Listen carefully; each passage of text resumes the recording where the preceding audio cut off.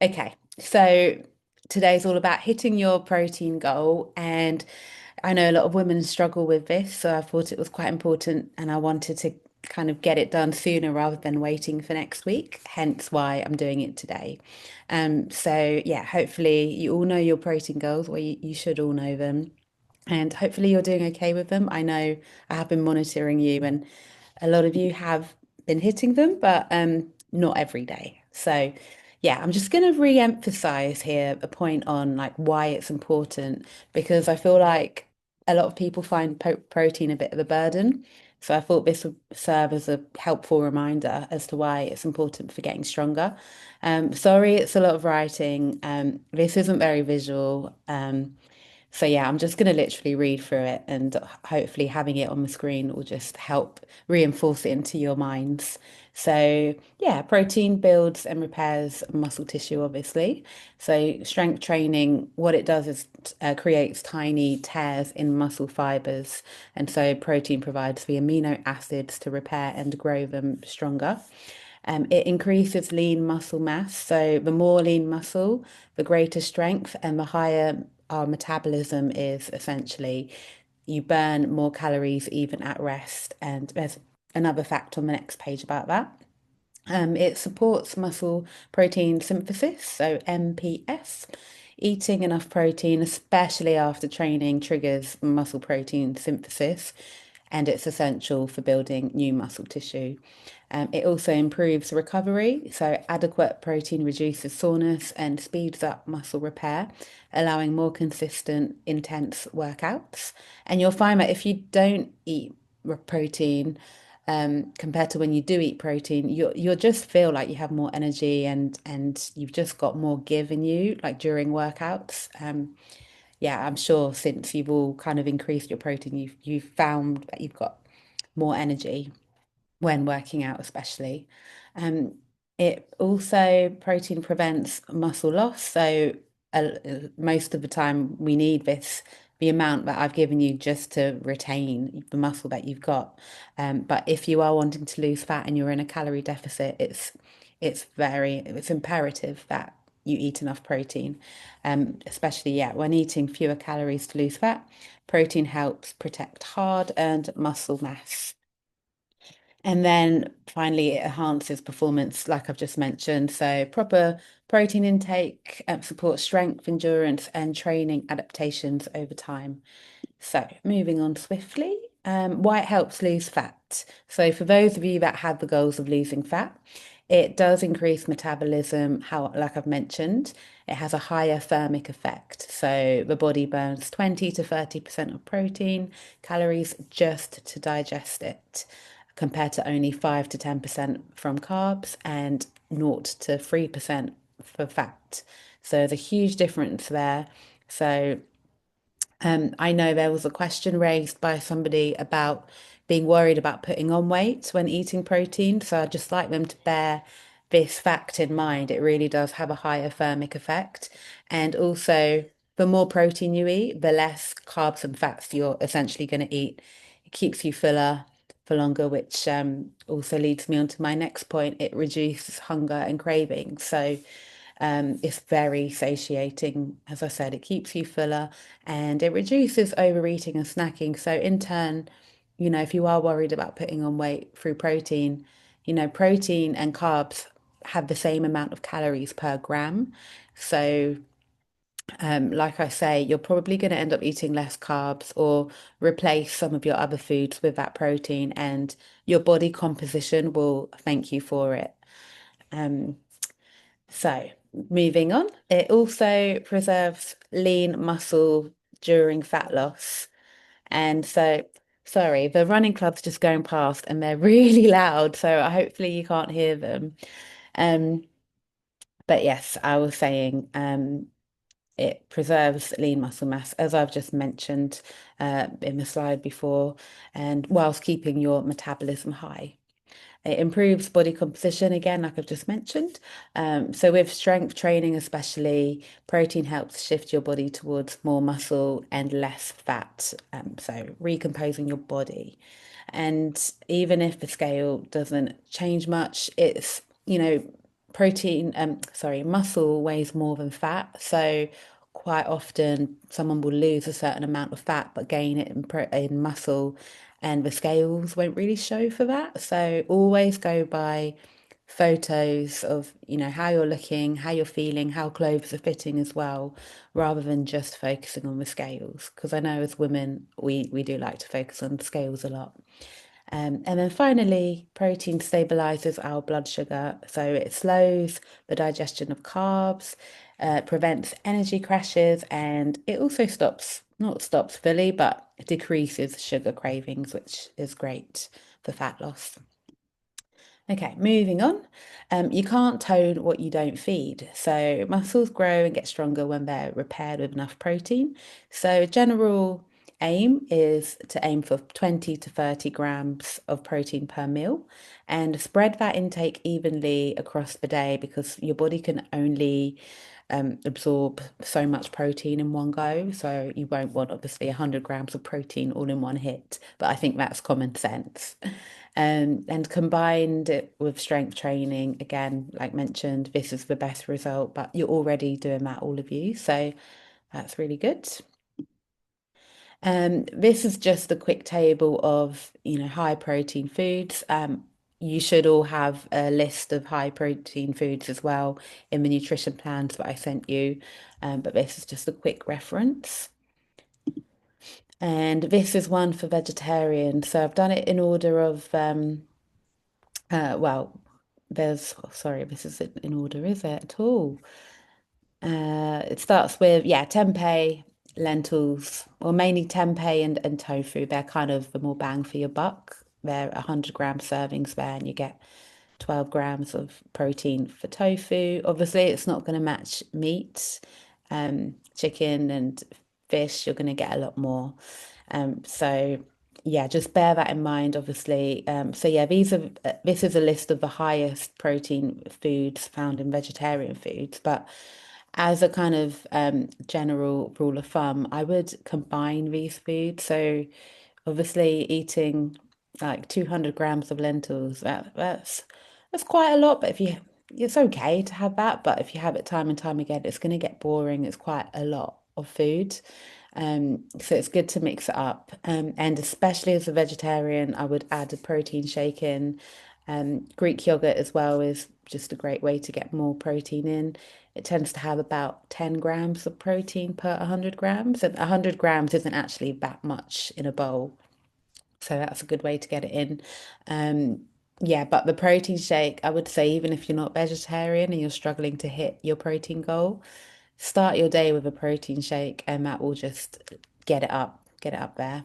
That will really, really help. As a vegetarian, I wouldn't rely on fake meats alone.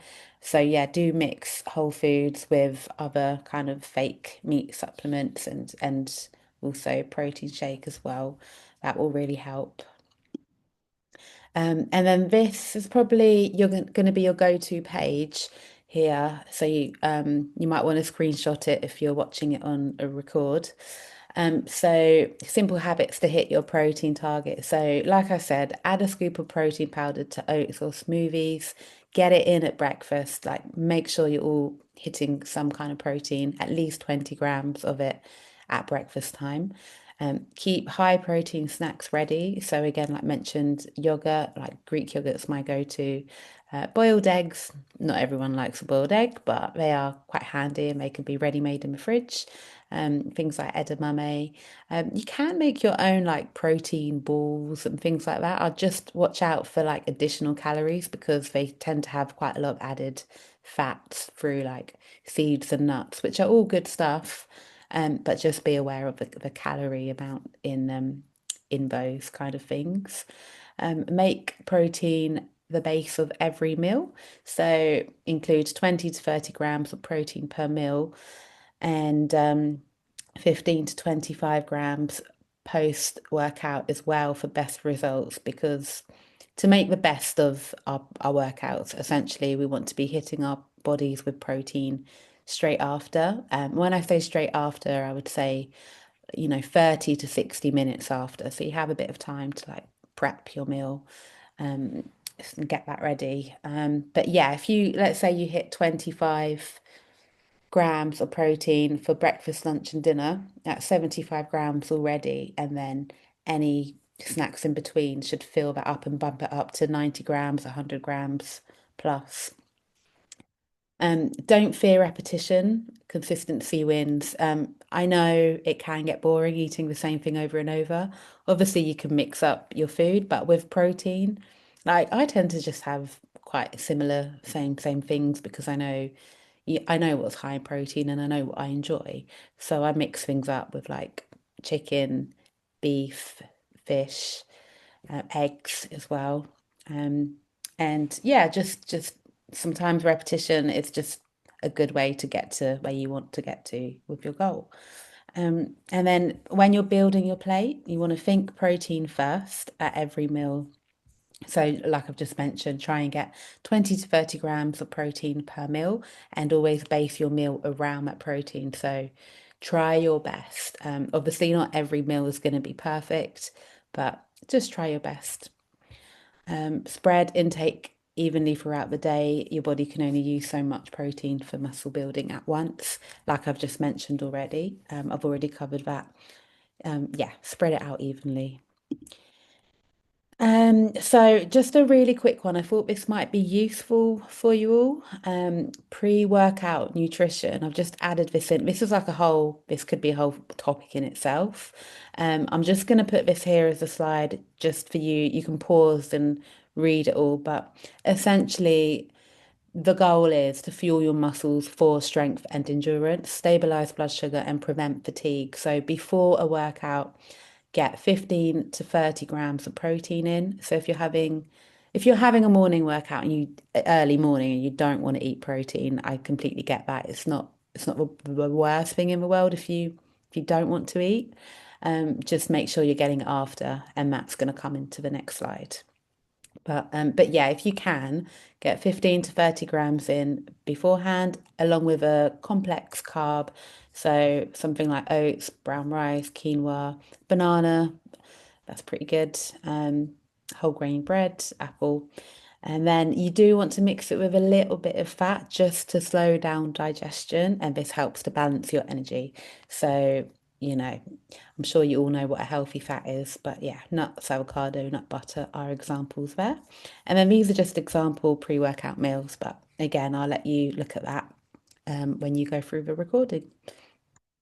So post-workout, as mentioned before, 30 to 60 minutes after your workout, we want to be rebuilding muscle, replenish glycogen that it's lost through working out, and support recovery. So I'd say this is more important than the pre-workout. However, obviously, to really maximize your gains here, the pre-workout meal would be great too. But yeah, after you want a bit more protein, so at least 20 grams, 20 to 30 to trigger that muscle protein synthesis I talked about before. Good sources here would be whey, plant protein shake, or just a normal protein shake, chicken, fish, eggs, cottage cheese. But you'd have to have quite a lot of cottage cheese to be fair to hit that many grams. Definitely get some carbs in after your workout. Again, it restores your glycogen and reduces muscle soreness. And you want fast-acting carbs after a workout because essentially the way I like to describe it is you get your protein in through your protein source, and that's to build and replenish and repair the muscles. But the carbs, the fast-acting carbs, it acts like it opens the doors for the protein to come in. And that's why we need the carbs for the protein to be coming in and repairing to the maximal effect. So do have carbs after. I'm sure that's music to everyone's ears. Who doesn't love a carb? But what I would say is try and keep fat to a minimum post workout because that slows digestion. So we want slow digestion before the workout, but after a workout, we want to speed it up again to get that protein into our muscles to repair. So yeah, keep fats though immediately after a workout. Again, examples there. And then moving on to protein for vegetarians. I know it's a struggle. I've been vegan before, I've been vegetarian before, and it is a struggle. So I have put more into it. This one is in order of the highest amount of protein per food, to the lowest amount. So, um, just checking my Zoom that no one else has entered the room. Um, all good. Okay, so as you can see, protein powder is at the top. Surprise, surprise. Um, Followed by Satan. Again, this is all I know it's like processed foods, and you might not necessarily be eating this stuff every day, but that's why I say please do try to use protein powder. Again, Greek yogurt is a great one. Um, yeah, refer to this list if you need a quick reference, but I've also put it in nutrition guide as well for vegetarian. So yeah, have a look at this and see how you can make up meals. But I have put together um, I've got to the next slide in a minute. I put together kind of meal ideas for vegetarians, but this is tips for vegetarians. So combine foods to create complete proteins, so all essential amino acids. So things like beans and rice, lentils and whole grains, tofu and quinoa. Quinoa is amazing. I don't know if you've heard me say this before, but it actually has all nine essential amino acids. So although it doesn't have a crazy amount of protein in, where have I got it here? 4 to 5 grams per 100 grams. It's not actually that great. They are all essential amino acids, which is good to know. One scoop of protein powder, as I mentioned a couple of times now, Greek yogurt, cottage cheese. Sorry, I'm sounding boring, but again, these really help. And yeah, just try to get 20 to 30 grams of protein per meal and 10 to 15 grams in snacks as well. So these are ideas for vegetarians on meals. So this one you can see it's got the how much protein in 28 grams there and how many calories. So you might want to refer to these. Obviously the calories and whatnot will change slightly depending on, how much oil you use. If you're using oil, they're all a little bit different. Um, but yeah, this again, you can screenshot to help you. But I think they're quite well balanced meals, these ones, and I've definitely tried a couple of them.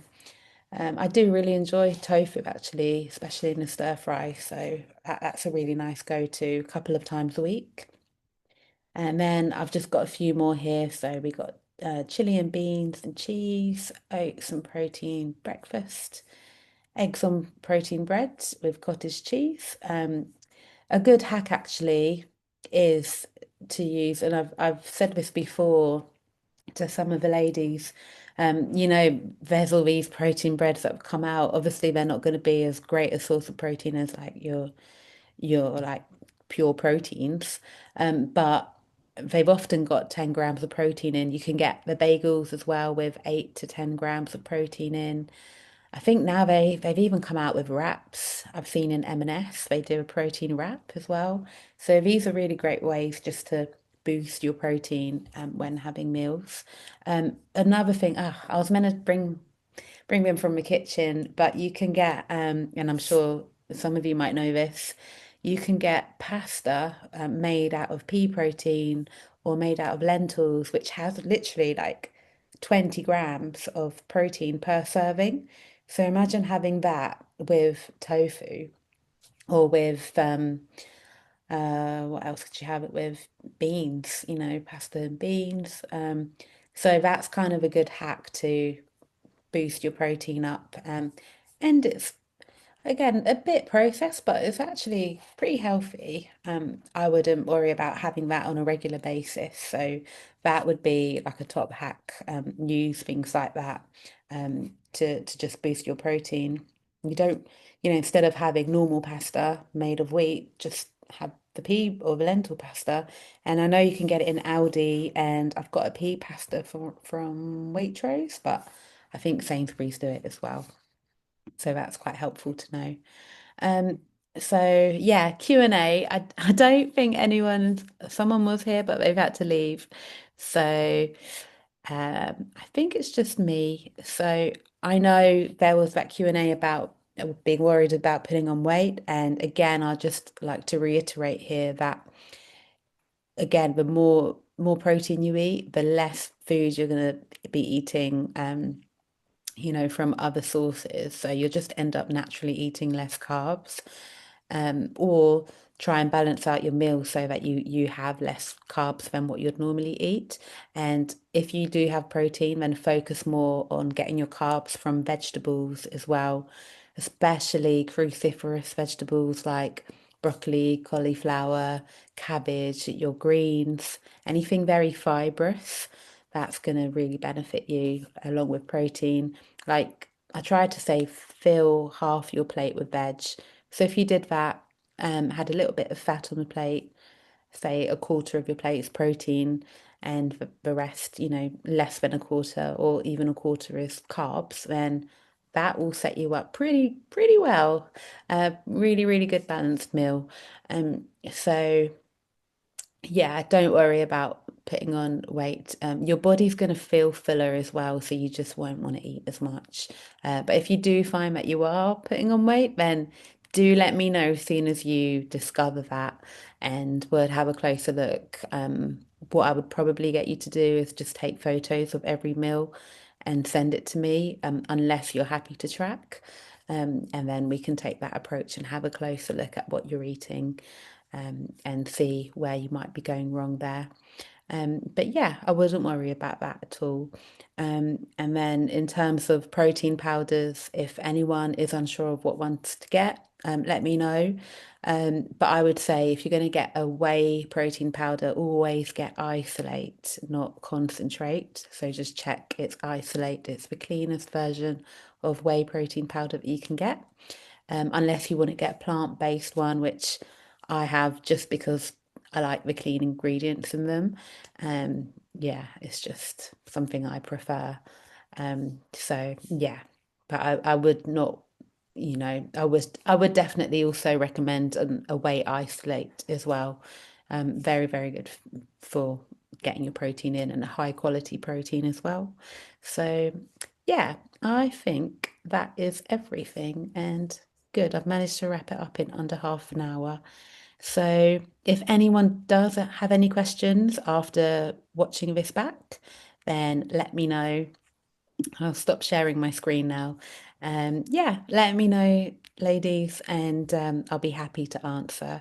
So, hope you found this helpful, and I'll speak to you all soon.